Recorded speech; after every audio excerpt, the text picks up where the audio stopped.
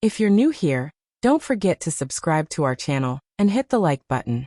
Your support helps us share more powerful, real-life stories that dive deep into the moments that change everything. It didn't begin with a touch. It didn't begin with a kiss. It didn't even begin with a secret. It began with a single word. Yes. A word so simple, so harmless, so ordinary that I barely noticed it slipping from my lips. I had said it thousands of times before. To my husband, to my children, to teachers, to neighbors, to work requests, to family dinners, to obligations I never questioned. But this time, that yes didn't just agree to something. It opened a door. And once that door was open, I didn't realize how far I would walk through it, or how much it would cost me to find my way back. My name is Rachel. I'm 36 years old. I've been married to my husband, Michael, for almost 10 years. On the outside, we were what people like to call goals.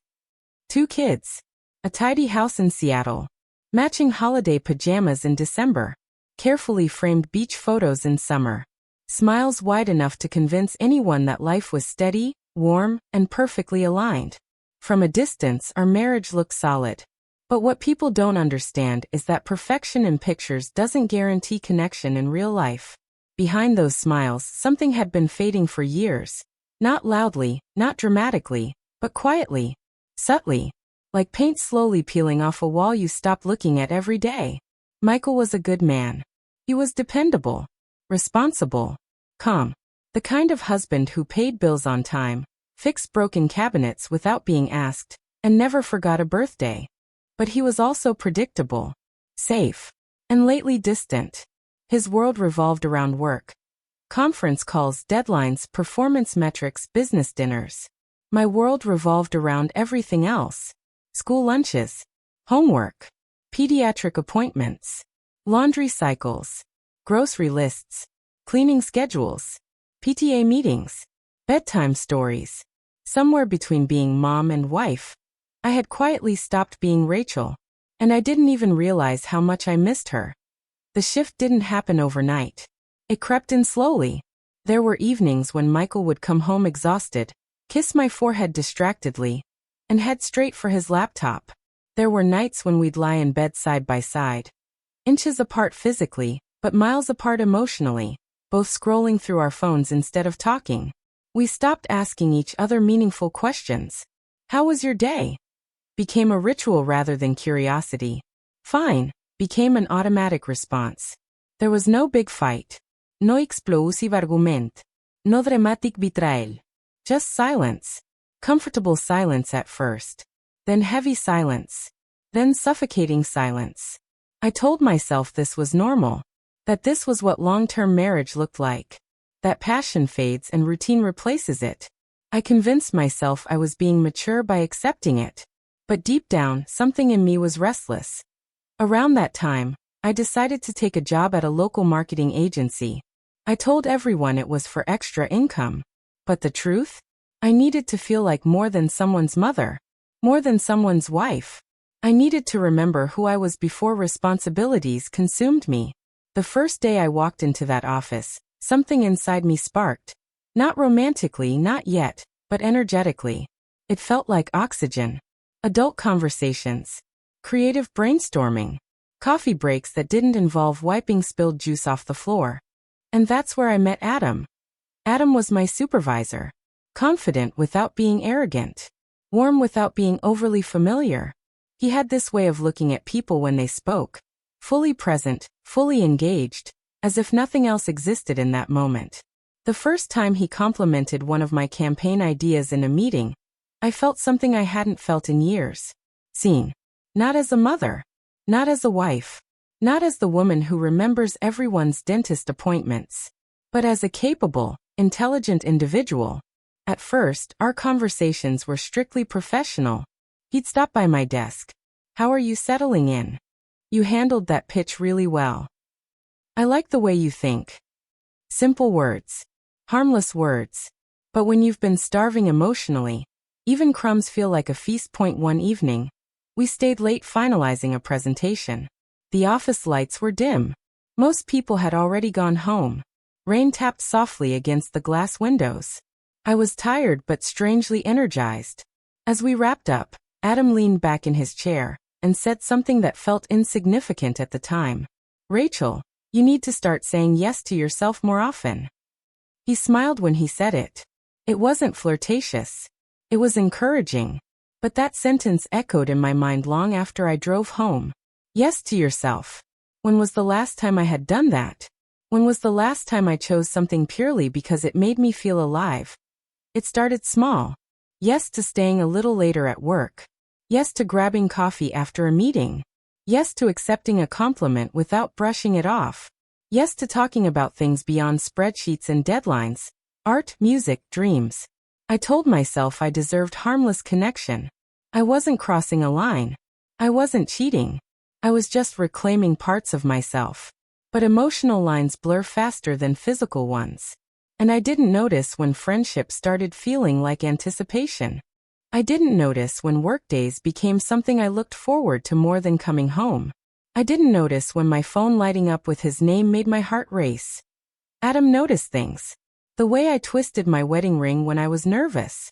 The way I hummed under my breath when I was concentrating. The way my face lit up when I talked about painting, something I hadn't done in years. Michael used to notice those things. Once. Long ago. And suddenly, I found myself comparing. That was the real danger. Not attraction. Comparison. When you start measuring your partner against someone new, the scale is never fair. Because newness always feels exciting, and familiarity can feel invisible. One night, after another late review session, the office was completely empty. The rain was heavier this time. Thunder rolled faintly in the distance. I stood by my desk, gathering my things. I should go, I said. Adam looked at me. You don't have to, he replied softly. The air shifted. It wasn't dramatic, but it was charged. In that moment, I was standing at the edge of something irreversible. My heart pounded. My mind screamed, this is dangerous. But another voice whispered, this feels good. I stayed. We talked. Nothing physical happened. No kiss. No touch. But when I walked out of that building, something inside me had already crossed a boundary. Because betrayal doesn't always begin with skin. Sometimes it begins with secrecy. That I started waking up and checking my phone before brushing my teeth. Waiting for his messages. Every good morning felt intimate. Every shared joke felt exclusive. At home, I smiled at Michael while replaying conversations in my head. I listened to my children tell stories about their day, while thinking about the next time I'd see Adam. That's when guilt began creeping in. Not loud at first. Just a subtle discomfort. But guilt grows in silence. Then came our anniversary. Michael planned a surprise dinner at home. Candles. My favorite wine. The song from our wedding playing softly in the background. He was trying. I could see it. He wanted connection. He wanted us. But as he spoke, my mind drifted elsewhere. To laughter in an office hallway. To encouraging words over coffee. To someone who made me feel electric. I smiled through dinner. I said the right things. But I wasn't fully there. That night, as Michael slept beside me, I stared at the ceiling. And the weight of what I had done emotionally hit me like a wave. I hadn't been honest. Not with him. Not with myself. I had said yes to everything, except the truth. That was the moment clarity broke through the fog. I wasn't in love with Adam. I was in love with how he made me feel. Alive. Noticed. Desired. Interesting. But those weren't things he created. They were parts of me I had abandoned. And instead of reclaiming them on my own, I attached them to someone else. That wasn't empowerment. That was avoidance. The next morning, I asked Adam to meet me for coffee outside the office. He looked surprised. Maybe he sensed the shift. When we sat down, I didn't sugarcoat it. I can't keep living in this gray area, I said. You've reminded me that I'm still alive. And I'm grateful for that. But I need to find that feeling without you. He was quiet for a long time. Then he nodded. You're stronger than you think, he said softly. And just like that, it ended. No drama. No scandal. Just two adults acknowledging a line that shouldn't be crossed. Walking away felt like tearing something out of my chest. But it was necessary. The silence afterward was brutal. Work felt different. Empty. But slowly, I started redirecting that energy inward. I began painting again. Not for recognition. Not for validation. Just because it made me feel peaceful. I started taking morning walks alone. Listening to music I loved. Reading books that had nothing to do with productivity. I began saying yes. Not to attention, but to myself. Eventually, I told Michael something difficult. Not about Adam specifically, but about how lost I had felt. How invisible. How disconnected.